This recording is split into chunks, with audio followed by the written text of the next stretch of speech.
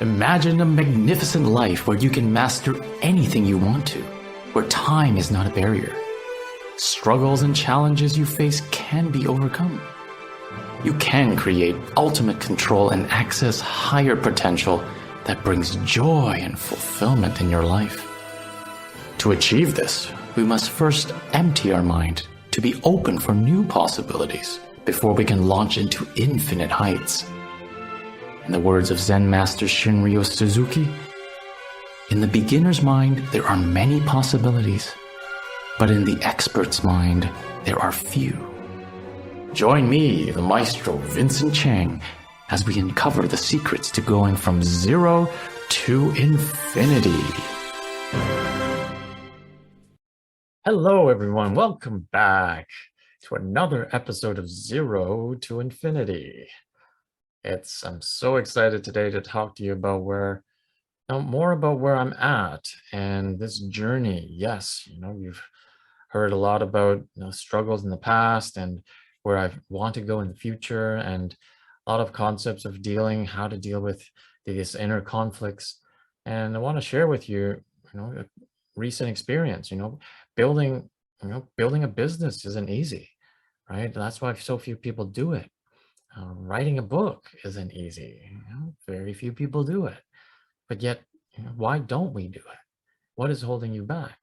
Most of the time, it's our own belief in ourselves that keep us from really achieving our dreams. And if we think we can't do it, then that's the truth. A statement, as Robert Kiyosaki says, a statement closes the mind. I don't think I can do this. I don't have the time. I can't, I don't, I might not, I will fail. And once you say that, that's a statement, and so it is. But if you start to reframe it, and as he says, a question opens the mind. How do I want to do this? How can I have this? What can I do to make this easier or more fulfilling? Who can I ask for help? And once you are doing that, possibilities exist versus this end statement that that's no more possibility. I can't. And we go there so quickly. This how aspect. I want to build a company. Well, I don't know how. I can't do it. Bye. Boom. You've just declared it. This is all in your own mind. This is why I'm doing this. This is why I'm studying. This is why so many other people are doing this, is because we don't realize the power of our mind. We're using, people say 10%. No, I think we're barely using 1%.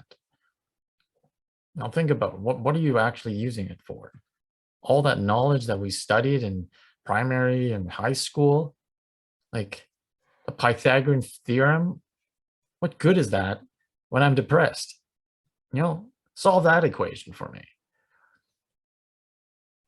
The only time it's useful when I'm looking on the map and I'm like, here's a road that is, a right angle. We can take the hypotenuse and, take less time.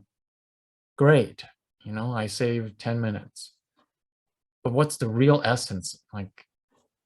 How do we deal with the stress of not saving 10 minutes? How do we deal with fear? How do we deal with, feeling inadequate and unhappy that I'm not where I want to be? No mathematical equation will ever solve that. No physics will solve that for you. You can memorize the periodic table. It won't get you an experience to build a business. Not even business courses help you build a business. That's the paradox and absurdity of all of this. It takes someone who's done it. All of these people out there who are entrepreneurs and CEOs, a lot of them don't have degrees. And yet they're millionaires and billionaires, and they're having impact in the entire world. Let's ask, why is that? How did they get there versus I can't ever be like that? Well, here you have a PhD. You're supposed to, in the books and the paper and what's defined for you in life, to be able to have success. And yet you're tied to a job. You're teaching at the university until you retire. And if you retire, then you have a pension that barely pays your bills. Like, is that success? You're trapped. So this is about freedom, and your mind is keeping you from that freedom, but we don't even know that. Like, let's go back to the Matrix. We're slave to this world and reality that has been passed down and conditioned for us to live in. And if we step out of that, you are judged. You are out of place. You don't be like that. And so, because of the fear again of shame and rejection and criticism and abandonment, now we're going to fit in.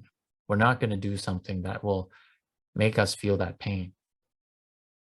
Well, how do we solve that? What if I'm able to understand the source of that pain and no one has any power over me based on what they define about me? They can say to me all day long, I'm crazy, I'm inadequate, I'm dumb, I'm mean, I'm all of these things, but that's their opinion. It's up to you to form a filter to say, how do I want to receive this? Is this really the truth about me? It might be their truth, but it might not be your truth. Or you have no idea. Maybe unconsciously you're already believing it, and so you accept it. Yeah, you're right. I'll never achieve anything, so I won't do anything. So this is the whole theme, going from zero to infinite. Your mind has infinite capacity to do anything, from inventing the next new thing that will change the world to, being able to fix a relationship, to be able to transform someone's life, to be able to go under ice water for 30 minutes and be okay, to climb the Himalayas in shorts and barefoot. Like, look up Wim Hof. It's all how to train the mind. And this is a lot of this journey with me and so many people. Do you want to strengthen and expand your mind to capacities and things you cannot even imagine? And once you do, think about what you can do with that. It's like having the force. Yes, someone invented the nuclear bomb, and well, what did people do with it? They destroyed, an entire city and started a war. But the intention behind it, like anything, it's about the human's ability and the capacity of control and intention. Is their consciousness, their mind, elevated enough, expanded enough to know how to use something of power? And you go back to Spider-Man. With great power comes great responsibility. If all of a sudden we gave everybody infinite power, I don't know, the earth might be destroyed, because there is not enough capacity to understand and take care of the emotions and be in control of them, like greed and the ego and selfishness and like gratification immediately. We are so still in fear that we cannot handle all this power. And so that's why it takes training to be able to wield that power. And the power is within you, but you have to be ready for it. And in order to be ready for it, you have to go to zero. This zero state is to be completely honest with where you're at. What are you afraid of? And if you have fear and you have power, well, that's the worst combination of all. Think about all the historical events that have occurred, people in power based on fear. Slavery, war, conquering of nations, even religious conquests. You look at the Spanish Inquisition. Now you look at these the residential schools. That is power based off of fear. You do not go and murder an entire race and children. Why would you do that? Well, because they were afraid of the power of their knowledge in the ancients, and whether it be the Jewish people or whether it be the indigenous people. If I had no qualms about what you believe And I would be like, great, share that, you know? But this conflict that's why when we create Heal the Source, we have to heal our inner conflicts first, and then the outer ones will resolve. But what everybody's doing is always trying to fix the other person and change them. That's why we have conflict, whether it be a couple in a relationship or world wars. If people really looked at themselves and say, oh, well, it's all based on fear. I'm afraid you are going to override and be out of control because you have so much more knowledge than me. So I'm going to burn all of your books, whether it be, the Nazis, World War, whether it be in the Industrial Revolution and in China, where they just clamped down. There's no other religions, no other books. And, my piano teacher, who came back, or who sort of escaped that, I'm so grateful for that. He talked about when he was growing up, he could not practice the piano. He could not learn how to compose. It was banned. Think about that. Why would someone ban something? And you are seeing this all year round, like especially during these last 2 years in the pandemic. Things are being banned and controlled and restricted, and don't say this, you can't do this, and shut down and canceled. Every time someone wants to cancel something, it's because they're afraid of it. Because if I'm not afraid of it, I'm like, there you go, share your thoughts. We have all free speech. It's about what people choose to believe. But by canceling it, we're actually also preventing the freedom of someone else to be able to make analytical choices of what is out there to believe. Again, fear. I don't want more people getting more knowledge. So when they do, now I'm in less power. Here you can see the patterns.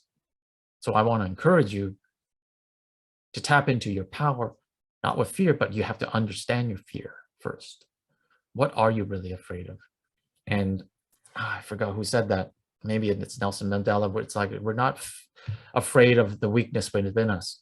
We're afraid of the insurmountable power and infinite light that is within us. And it's true. And what would you do with all that power? A lot of people I work with, they're, especially around anger, they're afraid of their own anger. And we're not able to control it. We're probably experienced extreme rage and anger by elders and family, and right at work, at school, teachers just yelling and screaming. And I've experienced this all my childhood. Like, in Hong Kong, like, it would be completely not acceptable now, but in the 80s, you got in trouble, we would have to line up after recess. And there were 2 lines, and we'd line up into this room where there were 2 teachers, each with a feather duster with a bamboo handle. So it's very thin, and it has all these feathers, and then so you actually use the feathers to dust. But no, they hold it the opposite way. They're holding the feathers. So that bamboo stick, this nice little long stick sticks out. So there's 2 teachers. And depending on the severity of your crime as a child during recess, whether you sort of stepped onto the hallway because you're not supposed to go up on the hallway, you have to stay in the yard, or you just yelled too loudly and then you did something, or you pushed somebody by accident, you were deemed severity red or severity blue. And so there would be a red line and a blue line. People, I was 6 years old. Okay, I'm lining up in a red and a blue line. Well, I was in the red line because I did something dumb. I don't know why I did that. I somehow these kids weren't really wanting to play, and then I just took their chips And then I ran around the whole schoolyard, and then I tossed it in the garbage, and I ran up the hall where the hall monitors were, and I came back down. But then eventually they pointed me out and they got a teacher, so I was deemed the red. So I'm waiting in this line, and everybody, all these other kids are like, I hope so and so is not the one doing it today because she's gonna hit really hard. And I'm like, I don't know. And I'm like, I don't care at this point.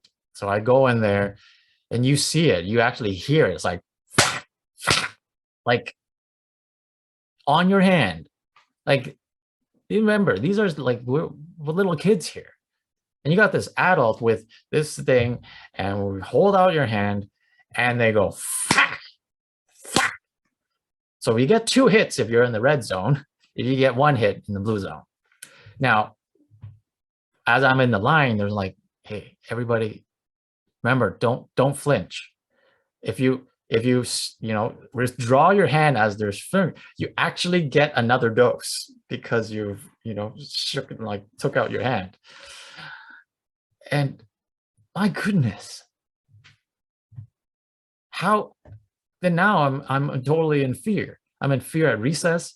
I'm avoiding this pain and physical hurt, and like I could see in my hand, in the palm of it, there's this red blister of a line from that stick that came out, and it lasted for days. Like, and you would say, like, that's nothing compared to these kids, here in Canada a long time ago, were completely, like, tortured by nuns of all people and priests, and like, what? And to understand unconsciously, this is all motivated by fear. So if I smash you hard enough, you are going to remember the pain and fear this pain. So you will avoid the action and behavior that led to this pain. Again, lack, don't want. How do we ever grow if we're constantly in fear and don't want?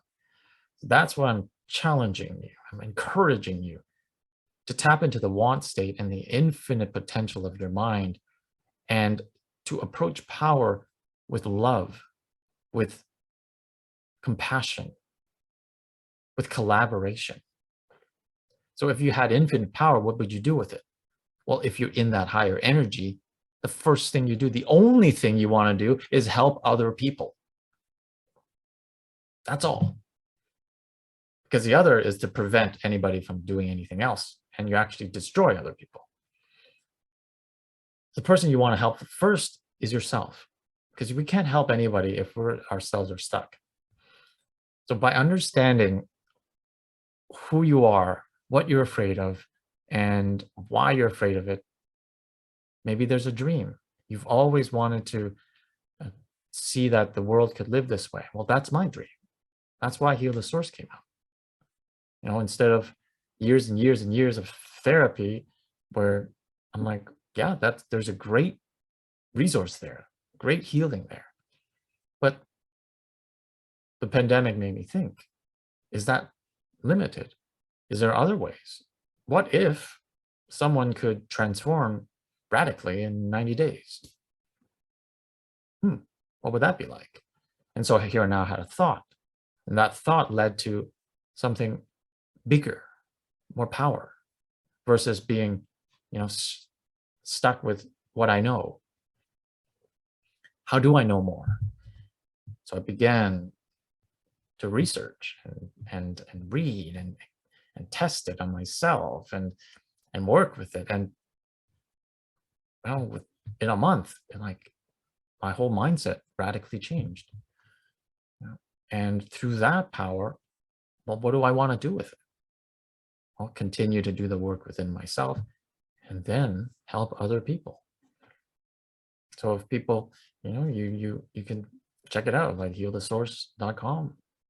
People who have taken it, they've gone from rock bottom. They, like, in less than 90 days, their entire lives are changed. They can't even recognize who they were. They come into a whole new existence and power within themselves of freedom and joy that they never knew was there.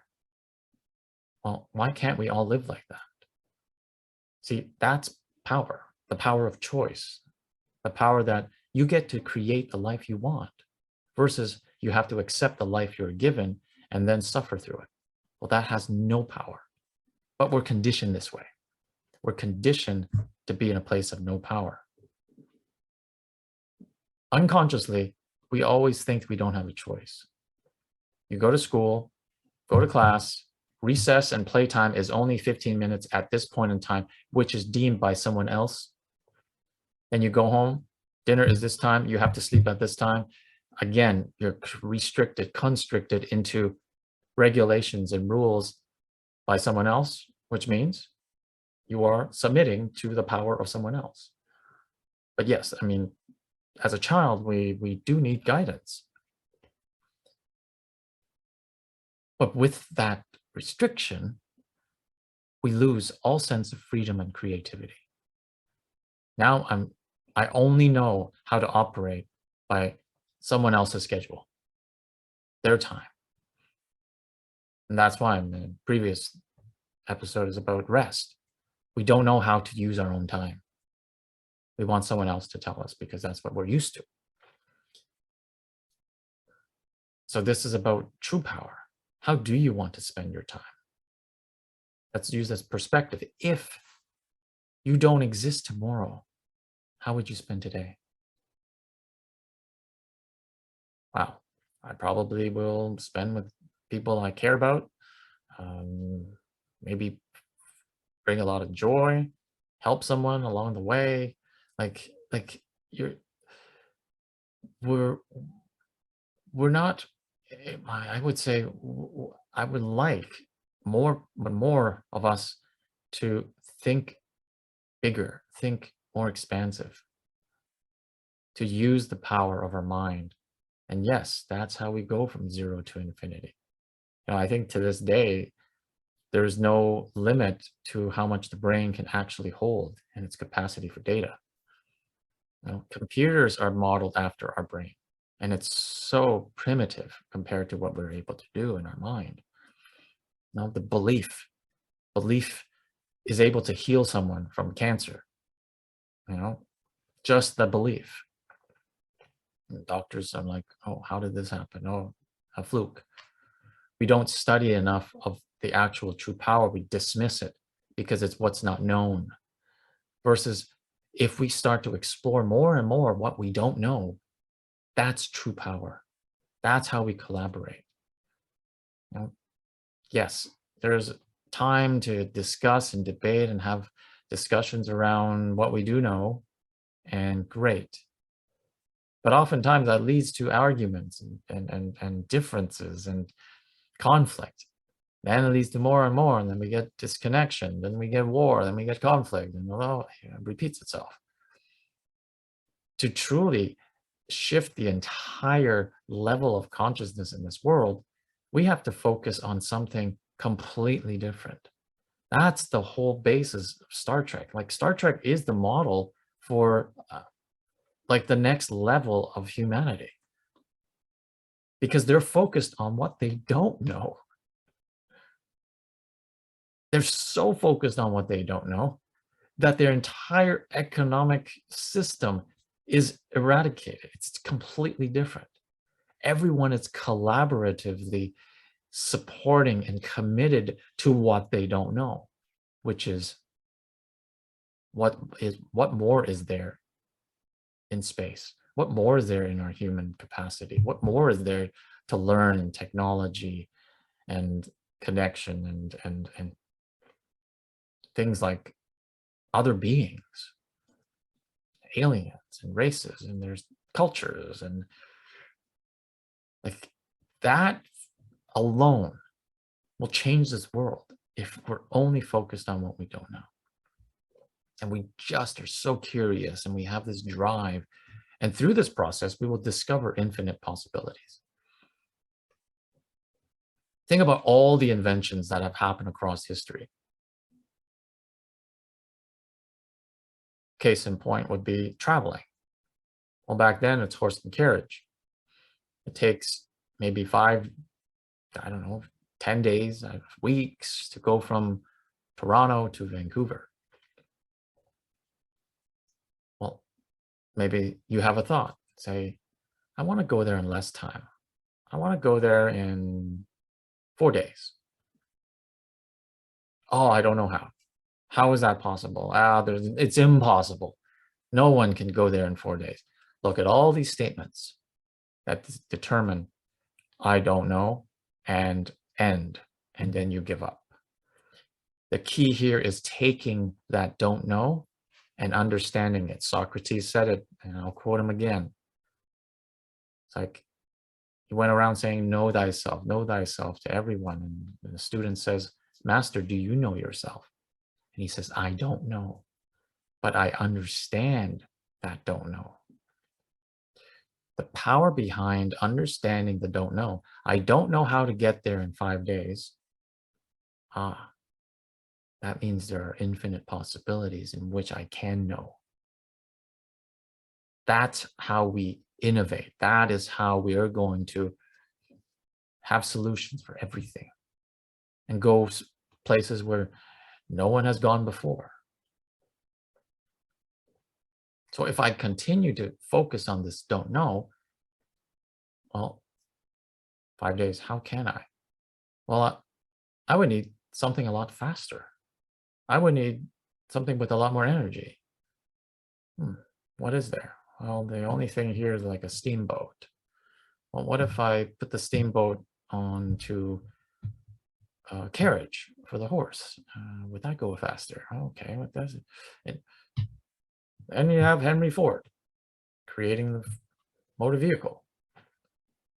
No, people thought he was insane, crazy, but he had a don't know that he wanted to achieve infinite possibilities with. Think about everything that we have now in front of you, the computer, the phone, all came from this don't know. How do I communicate with someone with my face and video across the world? It's impossible. We only got these landlines with these little rotary phones, and it can't. The only thing we can do is actually have this box with an antenna that has some shows on it. Oh, somebody kept going and talked more and went to don't know. So this is about trusting yourself, being honest with it, going to zero so that you can tap into an infinite state. And I've been doing this all my life unknowingly. And it has not been easy because there was a lot of fear around the power of going there in my mind. Not only did other people, like students, feared me, they just judged me. I'm a brainer, I'm this, you're too smart, and like teachers did that. And to this day, anyone who I sought help with had that feeling one way or another. And for most of my life, that feeling of, you could call it jealousy, envy, resentment, and I got it as a kid. Imagine an elder you respect like resents you because you're too smart. So what is the impact on me? Well, I'm now feeling like I did something wrong because they're rejecting me, they're judging me, they're criticizing me. My smartness creates a feeling of shame and guilt. It upset this person because they're jealous and whatever, they're sad and they're angry. And so what do? Well, this pain, I don't like it. So I want to avoid it. I don't want to feel this pain. Well, what's the easiest way? This is all unconscious. The easiest way is to completely shut my infinite mind down and be like everyone else and be simple and be whatever. Oh, now they're not judging me. Okay, good. Not anymore. And I found myself doing that recently. When things are in collaboration with someone and they all of a sudden get that feeling and oh, then I get fearful. That is the fear. I fear their judgment on me, their reaction to me. And I've gotten this old so that I have to actually take care of the younger child within me. It's like under no circumstances are you ever inadequate or are you damaging other people. It's their feeling. And something I think Grant Cardone said is when people are jealous of you, when people start to, doubt and discount what you're doing, that means you're on the right track. You're actually succeeding because the jealous state, anyone who is actually envious or jealous, they are proclaiming their lack state to you. It's them who feel inadequate. That's why they're presenting a reaction to put you down and change you so that they feel balanced again. So jealousy is based off of a comparison of self to other. And we go back to Buddha's teachings, comparison is the biggest cause of suffering. Because you're attached. Attachment is the cause of suffering. Yes, most people compare themselves to others who are better than them. And now they're feeling inadequate. Now they're feeling less than. And it's more discouraging and more. It's this aspect of our emotions that we want to understand and take care of and master, this fear of being inadequate. Now it's like, wow, this person is so amazing and smart and innovative. I want to work with them. I want to praise them. I want to acknowledge that. So start doing that with yourself and begin to not compare yourself. Let's not go to competition, but that's how we were raised. That's the conditioning of this society. If you're not good enough, you're bad. No. Imagine all of us sharing our talents in collaborative state. What can we do? So begin to master your fear around your own power. Be courageous enough to step out. Because once you do, you realize you have a deeper purpose within yourself. As I have. It's a purpose to completely help and improve, engage with this world at a much, much higher level and change it to a place where we all then contribute to focus on don't know. If we did that, we would have been Mars tomorrow. We would have been across the galaxy. We could have solved poverty, ended all world conflicts.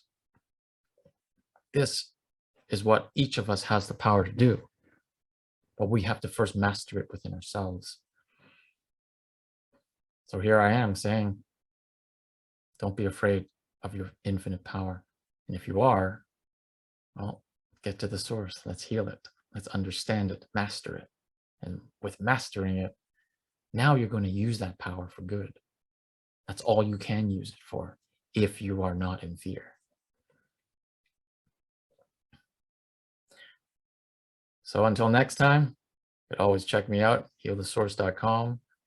Contact me, review, leave some comments, feedback, always welcome.